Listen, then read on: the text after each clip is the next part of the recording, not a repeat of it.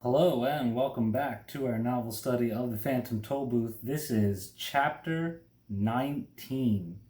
And in this chapter, we will reach the climax of the novel, reminding ourselves that the climax is the part of the story where the tension and the drama reach their peak, the turning point of the story when it seems like the characters are going to fail, and then one single event turns it all around.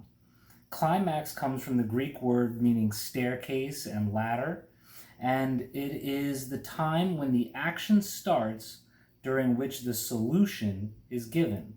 So the main problem of the story was that Rhyme and Reason were banished to the castle in the air, and in the last chapter, Milo, Talk, and the Humbug rescued Rhyme and Reason from the castle in the air when Talk defenestrated out of the window because time flies.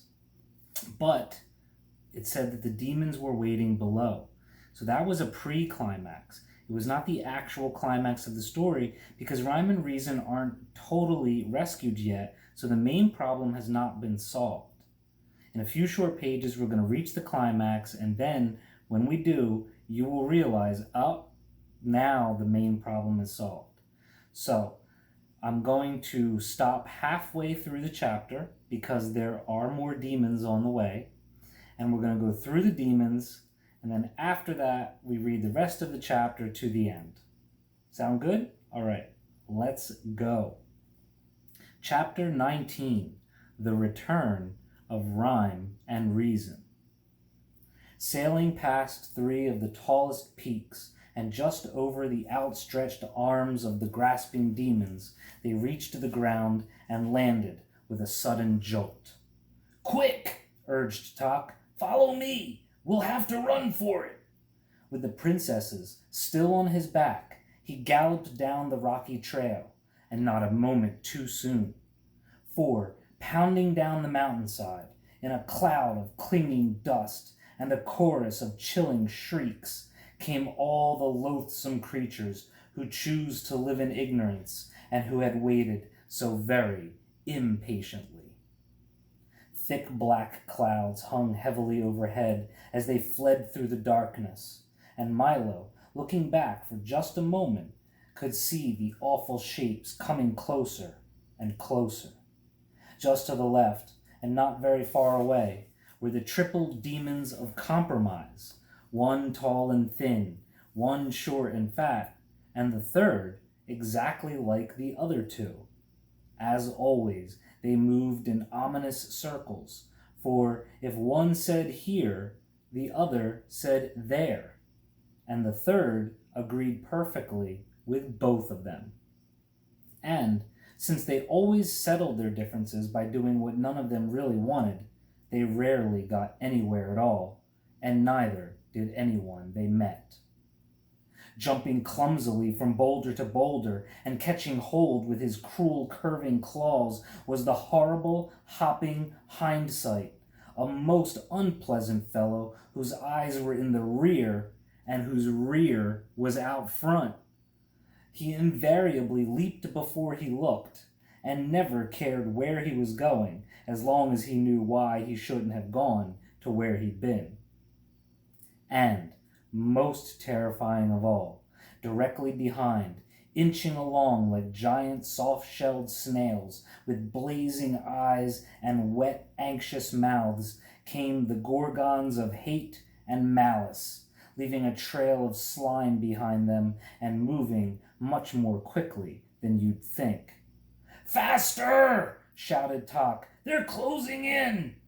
Down from the heights they raced, the Humbug with one hand on his hat and the other flailing desperately in the air, Milo running as he had never run before, and the demons just a little bit faster than that. From off on the right, his heavy bulbous body lurching dangerously on the spindly legs which barely supported him, came the Overbearing Know-it-all, talking continuously. A dismal demon who was mostly mouth. He was ready at a moment's notice to offer misinformation on any subject. And, while he often tumbled heavily, it was never he who was hurt, but rather the unfortunate person on whom he fell. Next to him, but just a little behind, came the gross Exaggeration, whose grotesque features and thoroughly unpleasant manners were hideous to see, and whose rows of wicked teeth were made only to mangle the truth. They hunted together and were bad luck to anyone they caught. Riding along the back of anyone who'd carry him was the Threadbare Excuse, a small, pathetic figure whose clothes were worn and tattered, and who mumbled the same things again and again in a low but piercing voice. Well, I've been sick, but the page was torn out. I missed the bus. No one else did it. Well, I've been sick, but the page was torn out. I missed the bus, but no one else did it. He looked quite harmless and friendly, but once he grabbed on, he almost never let go. Closer and closer they came, bumping and jolting each other, clawing and snorting in their eager fury. Tock staggered along bravely with rhyme and reason. Milo's lungs now felt ready to burst as he stumbled down the trail, and the humbug was slowly falling behind. Gradually, the path grew broader and more flat as it reached the bottom of the mountain and turned toward wisdom. Ahead lay light and safety, but perhaps just a bit too far away. And down came the demons from everywhere, frenzied creatures of darkness, lurching wildly toward their prey. From off in the rear, the terrible Trivium and the wobbly gelatinous giant urged them on with glee, and pounding forward with a rush came the ugly Dilemma, snorting steam and looking intently for anyone to catch on the ends of his long pointed horns, while his hoofs bit eagerly at the ground. The exhausted humbug swayed and tottered on his rubbery legs, a look of longing on his anguished face. "I don't think I can," he gasped, as a jagged slash of lightning ripped open the sky and the thunder stole his words. Closer and closer the demons loomed as the desperate chase neared its end. Then, gathering themselves for one final leap, they prepared to engulf first the bug, then the boy, and lastly the dog and his two passengers. They rose as one and suddenly stopped, as if frozen in midair, unable to move, staring ahead in terror. Milo slowly raised his weary head, and there in the horizon, for as far as the eye could see, stood the massed armies of wisdom, the sun glistening from their swords and shields, and their bright banners slapping proudly at the breeze. For a moment, everything was silent. Then 1,000 trumpets sounded, then 1,000 more, and, like an ocean wave, the long line of horsemen advanced, slowly at first, then faster and faster, until with a gallop and a shout, which was music to Milo's ears, they swept forward toward the horrified demons. There in the lead was King Azaz, his dazzling armor embossed with every letter in the alphabet, and with him the mathemagician, brandishing a freshly sharpened staff. From his tiny wagon, Dr. Discord hurled explosion after explosion, to the delight of the soundkeeper, while the busy din collected them almost at once. And, in honor of the occasion, Chroma the Great led his orchestra in a stirring display of patriotic colors. Everyone Milo had met during his journey had come to help. The men of the marketplace, the miners of Digitopolis, and all the good people from the valley and the forest. The spelling bee buzzed excitedly overhead, shouting, "Charge! C-H-A-R-G-E! Charge! C-H-A-R-G-E!" Canby, who, as everyone knew, was as cowardly as can be, came all the way from Conclusions to show that he was also as brave. And even Officer Shrift, mounted proudly on a long, low dachshund, galloped grimly along. Cringing with fear, the monsters of ignorance turned in flight, and, with anguished cries too horrible ever to forget, returned to the damp, dark places from which they came. The humbug sighed with relief, and Milo and the princesses prepared to greet the victorious army. Take a pause there. Yes, that was the climax of the Phantom Tollbooth. Every single character that Milo met along the way was there to help him and push back the demons.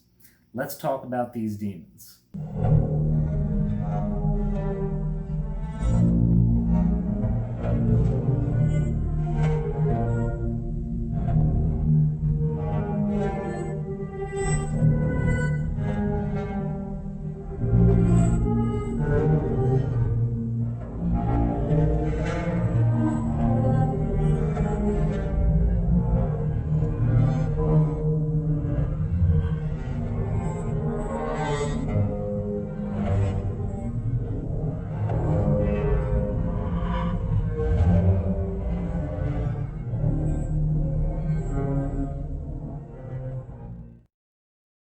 So we remember that the demons are actually metaphors for our personal inner demons, those things that hold us back from personal growth. And the first demon that's mentioned in this chapter is the triple demons of compromise. Now, I don't know how you imagine them, but I imagine them as being conjoined, which means all connected together and having three heads. A compromise is an agreement or a settlement of a dispute that is reached by each side making concessions, which means I give up something that I want, you give up something that you want, so that we can agree on something that we both want. And the triple demons of compromise, the first one is tall and thin, the second one is short and fat, and the third looks exactly like the other two, which is a paradox. We talked about that before, something that seems like it doesn't make sense, but it actually is real. And the characteristics of the triple demons of compromise are that the first two always disagree, and the third one always agrees with both of them, which is a paradox. Therefore, they can only compromise by doing what none of them really wants to do. And that's not good for anybody. We don't want to reach a compromise where nobody gets what they want. They also always move in circles, and that's because they can never agree on anything, so they can't even agree on where they're going, and so they just end up arguing about the same things over and over again, reaching a compromise that doesn't satisfy any of them, and that's why they just move around in circles. So the lessons of the triple demons of compromise are, even if you do agree with both sides of an argument, or both choices, form your own opinion and share it confidently. Because in life, you will not please anybody by agreeing with everybody. It's impossible. Be decisive. Make your choices without hesitation, even if you have already thought about the consequences. And finally, strive to reach compromises where everybody gets something that they want, even if they have to first give up or let go of something else. Next, the horrible hopping hindsight. First thing about that is the H, and the H. That's an example of alliteration. That's when you use the same letter or sound at the beginning of adjacent or closely connected words. There's another example of alliteration when the author says that the horrible hopping hindsight has cruel curving claws. Okay, there is an idiom called in hindsight, and that means considering or analyzing the past with the knowledge that one has now. It's when you look back on something and you can see where you went wrong or what you should have done, but you're only seeing it in hindsight, right? You're only seeing it from what you know now, and you sometimes wish that you had known it back then. The characteristics of the horrible hopping hindsight. His eyes are in the rear and his rear is out front. And so we can look at the pun behind or hind is in front, his behind is in front, but he can only see things in hindsight because his eyes are in the rear. He leaps before he looks, meaning he doesn't care where he's going. And the idiom there, look before you leap, means to think of the consequences before you act.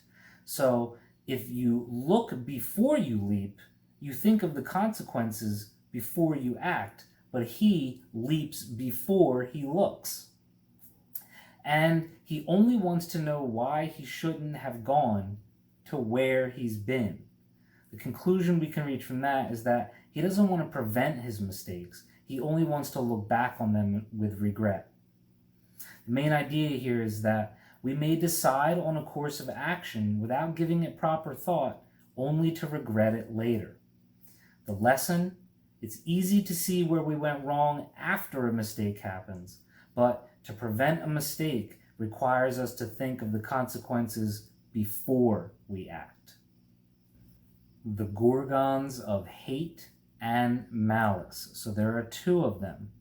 Malice is one of your vocabulary words. It is the intention or desire to do evil or ill will. And as an adjective, the word malicious means you are intending or intended to do harm. Now, a Gorgon is a mythical creature that is portrayed in ancient literature. The most famous one is Medusa, and she had hair of snakes, and if you looked into her eyes, you would be turned to stone. But she also had two sisters.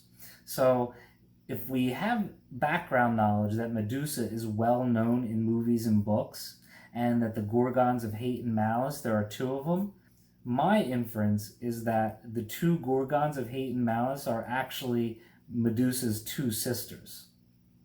Anyway, the characteristics of the Gorgons of hate and malice are that they look like giant, soft-shelled snails. Now, I did some research, and young snail shells are often softer because they are constantly growing, and new shell growth is so soft. So the inference we can draw from that is that it's easy to get angry or to give in to malice when you are younger and do not know better.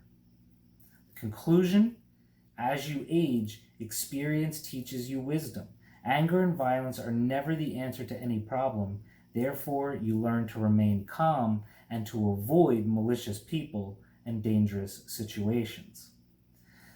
They also have blazing eyes and wet, anxious mouths. Well, blazing means burning fiercely or brightly, and anxious means experiencing worry, unease, or nervousness. They leave a trail of slime behind them. Well, that's a metaphor, because when we get angry or we experience abuse, it creates trauma that can last indefinitely. I mean, it could last through our whole lives if we don't deal with it. Trauma is a deeply distressing or disturbing experience, and indefinitely means for an unlimited or unspecified period of time. They also move much more quickly than you think. The conclusion we can draw from that is that hate and malice are contagious. They spread quickly. Violent acts always and only create more violence. And that is why the trail of slime is a metaphor for all the nastiness that is left behind from anger, abuse, and violence. The lessons to learn from the Gorgons of hate and malice are that love spreads just as quickly as hate. Love may even spread faster than hate. Be vigilant, which means keeping careful watch, so as to prevent hate by avoiding anger, being kind, and making loving choices. The overbearing know-it-all. Overbearing means unpleasantly or arrogantly domineering, forcing one's will upon another. And a know-it-all is a person who behaves as if they know everything. The characteristics of the overbearing know-it-all: he's got this heavy, bulbous body that lurches dangerously on thin, spindly legs. The metaphor there is that he's got all this useless information in his head that is not supported by facts, evidence, or sources. He just thinks he knows these things, but can't really back them up. So the inference that we can make is that if he falls over, he could seriously hurt somebody because he's so top-heavy. And the conclusion we can draw from that is that sharing incorrect information can be harmful to others. He's mostly mouth, and the idiom that is associated with that is he likes to hear himself talk, which means to be self-absorbed and self-important in one's speech without having much or any regard for those to whom one is talking. And finally, he's ready to offer misinformation on any subject. Prefix mis means ill, mistaken, wrong, incorrect, not entirely true, accurate, or precise. So the main idea here is that an overbearing know-it-all is someone who thinks they know everything about any subject and shares misinformation without realizing that they don't really understand the subject. There's an important detail here. It was never he who was hurt, but rather the unfortunate person on whom he fell, which means it doesn't bother the overbearing know-it-all that he doesn't have accurate or true information, but it can really harm the people he shares that information with if they believe it. So the lesson to learn is unintentionally spreading misinformation can harm others in many ways. The gross exaggeration. Well, I'm sure you know that to exaggerate is to represent something as being larger, better, or worse than it really is. Now, exaggeration is used as a literary device, and that's called hyperbole. Hyperbole is exaggerated statements or claims not meant to be taken literally. So an author will use hyperbole for humor, suspense, or vivid descriptions. Now, this word gross is a pun. It has many different meanings. Gross means very obvious and unacceptable. Blatant, so that's when somebody is exaggerating and it's so obvious they're exaggerating. But the one we're most concerned with is number 2, very rude or coarse, vulgar, unattractively large or bloated, very unpleasant and repulsive. So the gross exaggeration is both of those things. He grossly exaggerates and he's gross looking. Characteristics. He has grotesque features and unpleasant manners. So the full word grotesque means comically or repulsively ugly or distorted, a very ugly or comically distorted figure, creature, or image. He has rows of wicked teeth that mangle the truth. So when you mangle something, it means you severely mutilate it, disfigure it, or damage it by cutting, tearing, or crushing. So that's what he does with the truth. He mangles the truth. And that's an idiom which means to spoil, injure, or make something meaningless, especially because of one's ignorance. The metaphor that the gross exaggeration represents is someone who is obviously exaggerating and whose lies make them appear unattractive. The lessons to learn from the gross exaggeration are that exaggerating details will not make you more interesting or popular, and those who can easily see through your lies will find you to be an unattractive person. There's no need to exaggerate your stories. Tell the truth. Next, one of my personal favorites, just because I'm a teacher and I'm familiar with this demon, the threadbare excuse. Threadbare, when you're talking about clothes, is when clothes are becoming thin and tattered with age. A person who is poor or shabby in appearance, and the definition we're concerned with most here is an argument, excuse, or idea that is used so often that it is no longer effective, it's inadequate, it's not enough. An excuse, as I'm sure you know, is a reason or explanation put forward to defend or justify a fault, mistake, or offense. So the characteristics of the threadbare excuse are first that he rides on the back of anyone who will carry him. We can draw a conclusion from that our excuses may be made up and do not justify our actions. He wears worn and tattered clothes, and he mumbles the same thing again and again. The conclusion we can draw from that is that we often repeat the same excuses that we use. And He looked quite harmless and friendly, but once he grabbed on, he never let go. The conclusion we can draw there is that using threadbare excuses can become a bad habit throughout our entire lives. So the lesson to learn from the threadbare excuse is repeating the same excuses to justify our behavior makes us unreliable, untrustworthy, and unlikely to be taken seriously. And finally, the dastardly dilemma. Now, dastardly was not a word that the author used, but I love alliteration, and I think it's perfect because dastardly means wicked and cruel. A dilemma is a situation in which a difficult choice has to be made between two or more alternatives, especially equally undesirable ones. A dilemma is a difficult problem or situation. So the idiom associated with that is the lesser of two evils, and it means having to choose between equally undesirable options by deciding which one is not as bad as the other.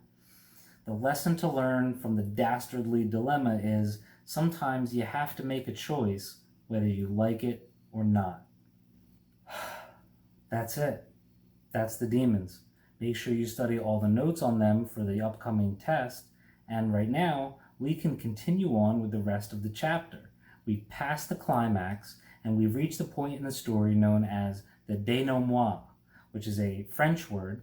It's the final part of a play, movie, or narrative in which the strands of the plot are drawn together and matters are explained or resolved. We don't want to just stop at the climax of the story. Even though it's exciting, we want to find out what happens to the characters afterward. How does it all end, and does it resolve itself peacefully? So that's what the denouement is about. You might know it as falling action. There's an idiom we can associate with the denouement, and that's tying up loose ends, which means to deal with the minor consequences of a previous action, to tidy up, finish, or complete. Let's do that right now. Well done, stated the Duke of Definition, dismounting and grasping Milo's hand warmly. Fine job, seconded the Minister of Meaning. Good work, added the Count of Connotation. Congratulations, proposed the Earl of Essence. Cheers, recommended the Undersecretary of Understanding. And since that's exactly what everyone felt like doing, that's exactly what everyone did. It's we who should thank, began Milo, when the shouting had subsided, but before he could finish, they had unrolled an enormous scroll, and, with a fanfare of trumpets and drums, they stated in order that, henceforth, and forthwith, let it be known by all men, that rhyme and reason reign once more in wisdom. The two princesses bowed gratefully and warmly kissed their brothers, and they all agreed that a very fine thing had happened. And furthermore, continued the proclamation, the boy named Milo, the dog known as Tuck, and the insect hereinafter referred to as the humbug, are hereby declared to be heroes of the realm. Cheer after cheer filled the air, and even the bug seemed a bit embarrassed at having so much attention paid to him. Therefore, concluded the Duke, in honor of their glorious deed, a royal holiday is declared. Let there be parades through every city in the land, and a gala carnival of 3 days' duration, consisting of jousts, games, feasts, and follies. The 5 cabinet members then rolled up the large parchment and, with many bows and flourishes, retired.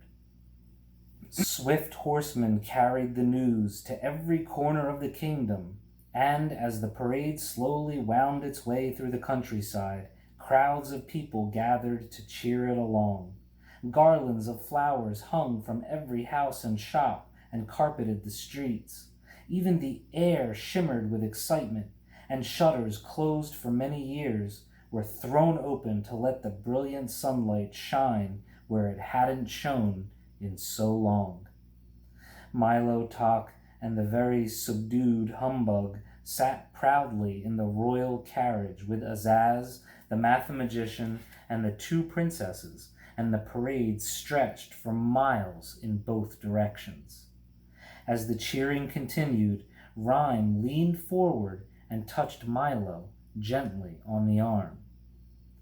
"They're shouting for you," she said with a smile. "But I could never have done it," he objected, "without everyone else's help." "That may be true," said Reason gravely, "but you had the courage to try. And what you can do is often simply a matter of what you will do." "That's why," said Azaz, "there was one very important thing about your quest that we couldn't discuss until you returned." "I remember," said Milo eagerly. "Tell me now." "It was impossible," said the king, looking at the mathematician. "Completely impossible," said the mathematician, looking at the king. "Do you mean?" stammered the bug, who suddenly felt a bit faint. "Yes, indeed," they repeated together. "But if we'd told you then, you might not have gone. And, as you've discovered, so many things are possible, just as long as you don't know they're impossible." And for the remainder of the ride, Milo didn't utter a sound. I'd like you to think about why Milo doesn't utter a sound for the rest of the time after what he was just told by King Azaz, the mathematician, and Rhyme and Reason. Make an inference. Why is he so silent? Finally, when they had reached a broad, flat plain midway between Dictionopolis and Digitopolis, somewhat to the right of the Valley of Sound and a little to the left of the Forest of Sight, the long line of carriages and horsemen stopped, and the great carnival began. Gaily striped tents and pavilions sprang up everywhere as the workmen scurried about like ants. Within minutes, there were race courses and grandstands, sideshows and refreshment booths, gaming fields, Ferris wheels, banners, bunting, and bedlam, almost without pause. The mathematician provided a continuous display of brilliant fireworks made up of exploding numbers, which multiplied and divided with breathtaking results. The colors, of course, being supplied by Chroma, and the noise by a deliriously happy Dr. Discord. Thanks to the soundkeeper, there was music and laughter, and, for very brief moments, even a little silence. Alec Bings set up an enormous telescope and invited everyone to see the other side of the moon, and the humbug wandered through the crowd, accepting congratulations and recounting in great detail his brave exploits, most of which gained immeasurably in the telling. Two things for that paragraph. So, a telescope to see the other side of the moon, that's because the moon does not rotate. The side of the moon that faces Earth always faces Earth as the moon revolves around. So we call the other side the dark side of the moon. And so that's what Alec Bings is letting people see with the telescope. He's letting them see the dark side of the moon. And the humbug, even though he's getting all of these congratulations and he's retelling the story, what is he doing? It gains immeasurably in the telling. That means that he's exaggerating his role in the story each time that he tells it. And each evening, just at sunset, a royal banquet was held. There was everything imaginable to eat. King Azaz had ordered a special supply of delicious words in all flavors, and, for those who liked exotic foods, in all languages too. The mathematician had provided innumerable platters of division dumplings, which Milo was very careful to avoid, for no matter how many you ate, when you finished, there was more on your plate than when you began. And, of course, following the meal came songs, epic poems, and speeches in praise of the princesses and the 3 gallant adventurers who had rescued them. King Azaz and the mathematician pledged that every year at this same time they would lead their armies to the mountains of ignorance until not one demon remained, and everyone agreed that no finer carnival for no finer reason had ever been held in wisdom. But even things as fine as all that must end sometime, and late on the afternoon of the third day, the tents were struck, the pavilions were folded, and everything was packed ready to leave. "It's time to go now," said Reason, "for there is so much to do." And as she spoke, Milo suddenly remembered his home. He wanted very much to go back, yet somehow he could not bear the thought of leaving. "And so you must say goodbye," said Rhyme, patting him gently on the cheek. "To everyone?" said Milo unhappily. He looked around slowly at all the friends he'd made, and he looked very hard so as not to forget any of them for even an instant. But mostly he looked at Tok and the humbug, with whom he had shared so much, the perils, the dangers, the fears, and, best of all, the victory. Never had anyone had two more steadfast companions. "Can't you both come with me?" he asked, knowing the answer as he said it. "I'm afraid not, old man," replied the bug. "I'd like to, but I've arranged a lecture tour which will keep me occupied for years." "And they do need a watchdog here," barked Tok sadly. Milo embraced the bug, who, in his most typical fashion, was heard to mumble gruffly, "Bah!" but whose damp eyes Milo embraced the bug, who, in his most typical fashion, was heard to mumble gruffly, "Bah!" but whose damp eyes told quite a different story. We can infer from that line that damp eyes means he was tearing up, so he was pretending not to be emotional while hugging Milo, but he was actually very sad as well.